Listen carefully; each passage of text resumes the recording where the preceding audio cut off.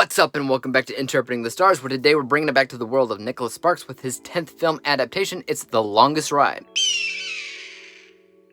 Longest Ride? More like longest Nicholas Sparks movie, am I right? Anyways, at this point I had definitely given up on Nicholas Sparks' films, so I never actually saw this movie before, nor did I see The Choice, which is his 11th and final film adaptation. So regardless on whether this film is good or bad, it's irrelevant because for me it's a brand new experience which delights my neophilia. Let's get cracking. This review is brought to you by the word of the day, neophilia.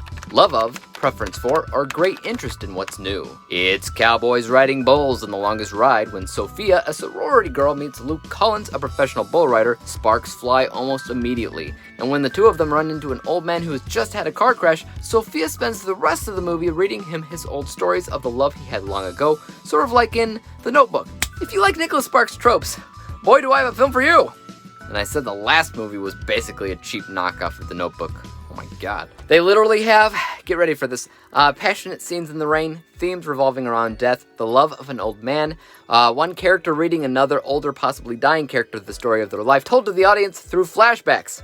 It's the cowboy version of The Notebook. I'm not even kidding. The only problem with that is that it's not nearly as good as the former.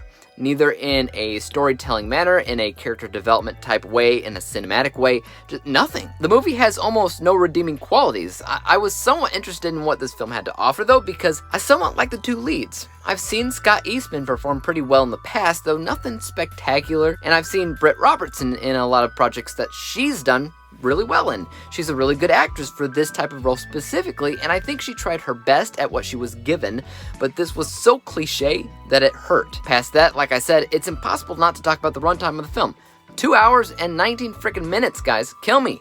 Kill me now. Do it. Put a gun in my head. Pull the trigger. But again, I have to give it props for the one main character that I found to be charming, something that Nicholas Sparks is now famous for. He crafts these older side character guys that are relatable and compassionate all the way back to The Notebook. This has often been the case. I have dug the older guy in these movies and constantly made the argument that they were the sole reason why the film didn't get a worse score. Almost every time, I prefer this side character over that of the main characters, and the same goes here. Anytime that we see Alan Alda in his role as Ira, I found myself pulled into his character, but not his story. His entire story, which the film completely revolves around, is honestly kind of boring, and it doesn't seem to be that connected to the main characters and their struggles together. Sure, I mean, there's some mirroring aspects to the two stories, and maybe making the argument that, love knows no time limits, it's destined to repeat itself until we all die.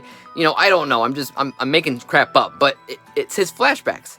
I didn't care about his flashbacks. There was one episode of Smallville, they did the same thing. They had a flashback episode about what happened in the town, maybe in the 1950s or something. It was a special episode because they did that, but nothing about that episode is memorable. And thinking back to it alone, I groan at the thought of watching it upon rewatch. Same thing goes here. If you were to tell me that we're about to watch The Longest Ride again together, I would audibly sigh, grumble, and probably whine because it just doesn't sound very fun to me at all. In general, I would simply say that The Longest Ride is probably Nicholas Sparks' most unoriginal and cliched film I've ever seen. I'm particularly worried about when I watch his next film, The Choice, because I think when it comes down to critic scores, that's also scored the worst overall, hence the reason why Nicholas Sparks never made another adaptation.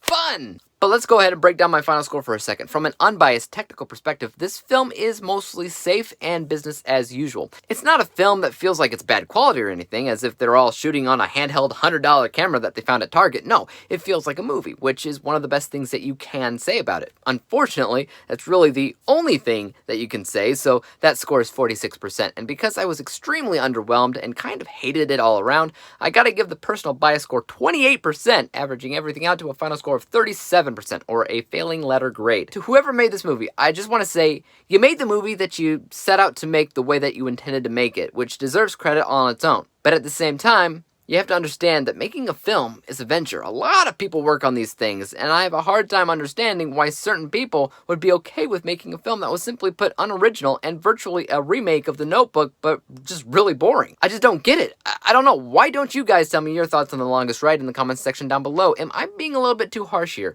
Where do you rank this as a Nicholas Sparks movie? As for YouTube, you guys know what to do. Hit the like button if you enjoyed this review, because there's always more like it coming out each and every single day.